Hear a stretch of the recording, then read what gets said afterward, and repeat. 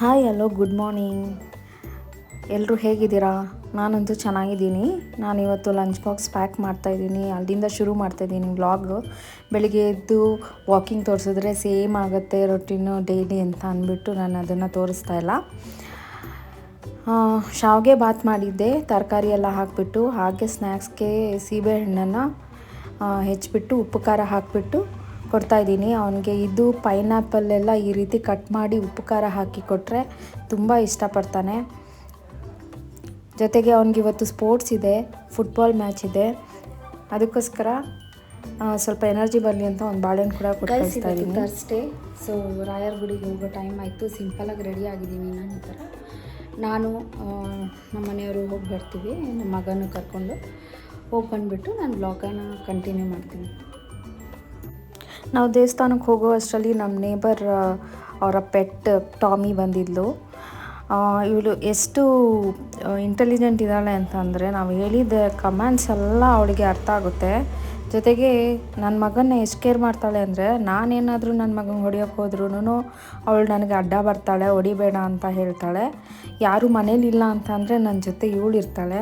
So ನನಗೆ ಒಳ್ಳೆ company ಕೊಡ್ತಾಳೆ. ನನಗೆ ಅಷ್ಟು ಇಷ್ಟ ಇವಳು ಕಂಡ್ರೆ. ಮುಂಚೆ ಎಲ್ಲ ನಮ್ಮ ಮನೆ ಹತ್ರ ಸಿಕ್ಕಾಪಟ್ಟೆ ಕ್ಯಾಟ್ಸ್ ಇದ್ವು. ಈಗಂತೂ ಇವಳು ಬರೋದು ಶುರು ಮಾಡಾದ್ಮೇಲೆ ಬೆಕ್ಕಗಳೇ ಕಾಣಿಸ್ತಾ ಇಲ್ಲ ಗೈಸ್. ಎಲ್ಲ ಎಲ್ಲೋದ್ವು ಅಂತಲೇ ಗೊತ್ತಿಲ್ಲ.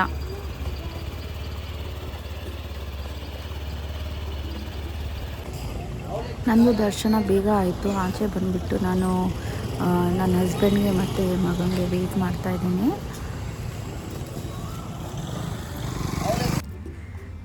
ನಮ್ಮನೆ ಅಕ್ವೇರಿಯಮಲ್ಲಿ ಈಗ ಒಂದೇ ಒಂದು ಫಿಶ್ ಇದೆ ಗೈಸಿ.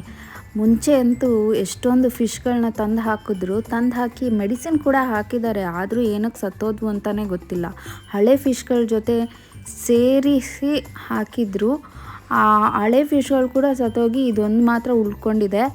ಇನ್ನೂ ಹೊಸ ವೆರೈಟಿ ಫಿಶ್ಗಳನ್ನ ತರಬೇಕು. ನನ್ನ ಮಗ ಮೊಬೈಲ್ ಇಲ್ಲದೆ ಊಟನೇ ಮಾಡೋದಿಲ್ಲ. ಬೆಳಿಗ್ಗೆ ಬ್ರೇಕ್ಫಾಸ್ಟು ಮಾಡ್ಕೊಳ್ದೆ ಹಾಗೆ ಹೋಗ್ತಾನೆ. ಅದಕ್ಕೋಸ್ಕರನೇ ನಾನೇ ತಿನ್ನಿಸ್ಬಿಡ್ತೀನಿ ಒಂಚೂರು ಆದಷ್ಟು. ಜೊತೆಗೆ ಇವನು ತುಂಬ ಪಿಕ್ಕಿ ಈಟರ್. ಅದು ವೆಜಿಟೇಬಲ್ಸ್ ಆಗಲಿ ಕಾಳುಗಳಾಗಲಿ ಇದನ್ನೆಲ್ಲ ಸೈಡಿಗೆ ಇಟ್ಬಿಟ್ಟು ಬರೀ ಶಾವಿಗೆ ಮಾತ್ರ ತಿಂತಾನೆ. ಅದಕ್ಕೆ ನಾನೇ ತಿನ್ನಿಸ್ಬಿಟ್ರೆ ಎಲ್ಲ ಒಟ್ಟಿಗೆ ತಿಂತಾನೆ ಅಂತ ನಾನೇ ತಿನ್ನಿಸ್ಬಿಡ್ತೀನಿ. ಬೆಂಗಳೂರು ವೆದರ್ ನನಗೆ ಎಷ್ಟು ಕನ್ಫ್ಯೂಸ್ ಮಾಡಿಸ್ತಾ ಇದೆ ಅಂತಂದರೆ, ಮಳೆ ಬರಲ್ಲ ಅಂತ ಅಂದ್ಕೊಂಡು ಪಾಟಿಗೆಲ್ಲ ನೀರು ಹಾಕಿದ ದಿನ ಮಳೆ ಬರುತ್ತೆ.